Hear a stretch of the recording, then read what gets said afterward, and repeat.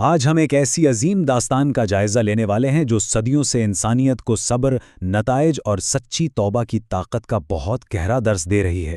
دیکھیں، یہ صرف ایک واقعہ نہیں ہے، بلکہ انسانی جذبات، غلطیوں اور پھر اعلیٰ قدرت کی معافی کی ایک مکمل تصویر ہے۔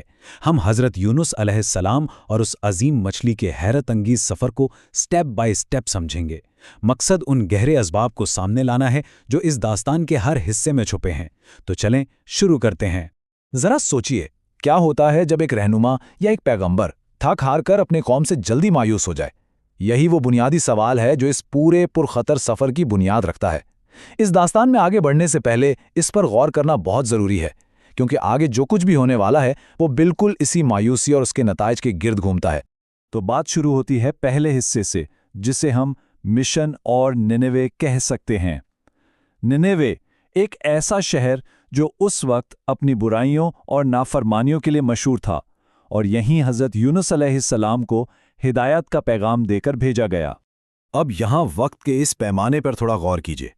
1 یا 2 سال نہیں، بلکہ 33 سے 37 سال کا لمبا عرصہ۔ امیجن کریں، پہلے سال سے لے کر لگاتار 3 دہائیوں سے زیادہ کے وقت تک وہ انہیں مسلسل سمجھاتے رہے، لیکن نتیجہ کیا نکلا؟ ان کی ایک نہ مانی گئی، بلکہ مذاق اڑایا گیا۔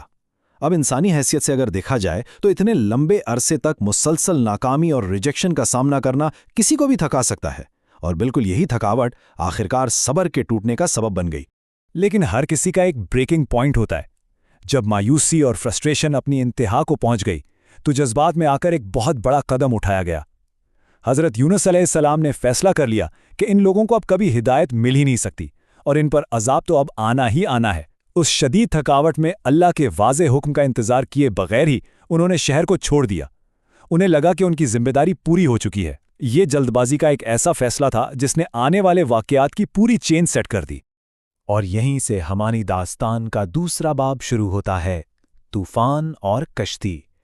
کیونکہ شہر چھوڑنے کے اس اچانک اور بغیر اجازت اٹھائے گئے قدم کے نتائج تو فوراً ہی سامنے آنے والے تھے۔ کشتی سمندر میں اتری ہی تھی کہ اچانک حالات نے ایک خوفناک رخ اختیار کر لیا۔ ایک شدید طوفان آ گیا۔ لہریں اتنی اونچی اور خطرناک تھیں کہ کشتی کے ڈوبنے کا مکمل خطرہ پیدا ہو گیا۔ اب اس زمانے میں یہ عقیدہ بہت عام تھا کہ ایسی اچانک آفت کسی گناہگار کی وہاں موجودگی کی وجہ سے آتی ہے۔ تو مسافروں نے قرعہ یعنی پرچیاں نکالنے کا فیصلہ کیا۔ ایک بار قرعہ ڈالا گیا، نام حضرت یونس علیہ السلام کا آیا۔ دوسری بار ڈالا، پھر وہی نام۔ جب بار بار ایک ہی نام نکلا تو سب پر واضح ہو گیا کہ اس طوفان کا تعلق انہی سے ہے۔ گھبراہٹ اور طوفان کی شدت دونوں ہی آسمان کو چھو رہی تھیں۔ اس وقت حالات کی سنگینی کو دیکھتے ہوئے انہوں نے باقی معصوم مسافروں کو بچانے کے لیے خود کو سمندر کی بے رحم لہروں کے حوالے کرنے کا عظیم فیصلہ کیا۔ وہ پانی میں کود گئے تاکہ باقی لوگ بچ سکیں، لیکن جیسے ہی وہ بکھری لہروں میں گرے، موت نہیں آئی۔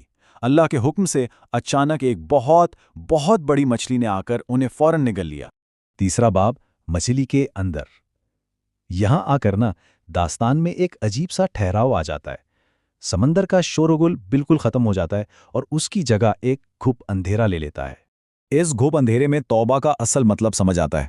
دیکھیں، توبہ صرف کچھ الفاظ ادا کرنے کا نام نہیں ہے۔ مچھلی کے پیٹ کی اس خاموشی میں انہیں اپنی غلطی کا مکمل احساس ہوا۔ یہ سمجھ آیا کہ قوم چاہے کتنی ہی نافرمان کیوں نہ تھی، ذمہ داری کو اس طرح جلدی نہیں چھوڑنا چاہیے تھا۔ سچی توبہ کا مطلب ہے اپنی غلطی کو پہچاننا، اسے ماننا اور سچے دل سے رب کی طرف پلٹنا۔ اور اسی احساس نے اس عظیم اور خوبصورت دعا کو جنم دیا، تیرے سوا کوئی معبود نہیں، تو پاک ہے، بے شک میں ہی قصوروار ہوں۔ اس دعا میں ایک بات نوٹ کریں، کوئی بہانہ نہیں بنایا گیا، کسی دوسرے پر یا قوم کے ضد پر الزام نہیں ڈالا گیا، اپنی مکمل ذمہ داری قبول کی گئی ہے۔ یہ اس پورے سفر کا سب سے بڑا جذباتی اور روحانی ٹرننگ پوائنٹ ہے، کیونکہ جب انسان اپنی غلطی بنا کسی شرط کے تسلیم کر لیتا ہے تو رحم کے دروازے کھل ہی جاتے ہیں۔ جو ہمیں اس جائزے کے چوتھے اور آخری حصے کی طرف لے جاتا ہے، نجات اور واپسی، کیونکہ سچی توبہ کبھی بھی ضائع نہیں ہوتی۔ وہ دعا قبول ہو گئی۔ اللہ نے اس مچھلی کو حکم دیا اور اس نے انہیں باحفاظت خشکی پر اگل دیا۔ لیکن ذرا سوچئے، کئی دن مچھلی کے پیٹ میں رہنے کے بعد جسم کی حالت کیا ہوگی؟ وہ بے حد کمزور اور نڈھال تھے۔ تو ان کی حفاظت اور دیکھ بھال کے لیے اللہ نے بالکل وہی پاس ایک بیلدار پودا اگا دیا۔ اس پودے نے تیز دھوپ سے سایہ بھی دیا اور ضروری غذا بھی دی تاکہ ان کی جسمانی کمزوری دور ہو۔ یہ چھوٹی چھوٹی تفصیلات درس دیتی ہیں کہ جب اعلیٰ قدرت کی رحمت آتی ہے تو وہ ہر لحاظ سے مکمل ہوتی ہے۔ اب آتی ہے سب سے حیرت انگیز بات۔ جب وہ مکمل صحت یاب ہو کر واپس نینوا پہنچے تو منظر بالکل ہی بدلا ہوا تھا۔ جانے سے پہلے لوگ بے حد ضدی تھے اور عذاب ان کے سروں پر منڈلا رہا تھا، لیکن ان کے جانے کے بعد جب قوم نے واقعی آسمان پر عذاب کی نشانیاں دیکھیں تو انہوں نے سچ میں توبہ کر لی، گر گرا کر معافی مانگی، اور نتیجہ یہ نکلا کہ پوری قوم کو معاف کر دیا گیا۔ جس قوم سے بالکل مایوس ہو کر وہ چلے گئے تھے، وہی قوم اب مکمل ہدایت یافتہ اور بچی ہوئی تھی۔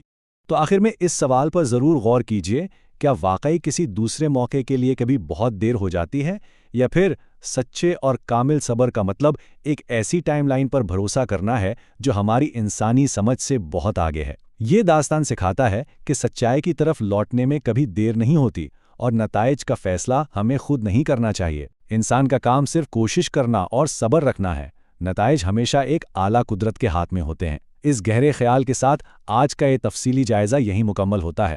ضرور سوچیے گا اس بارے میں۔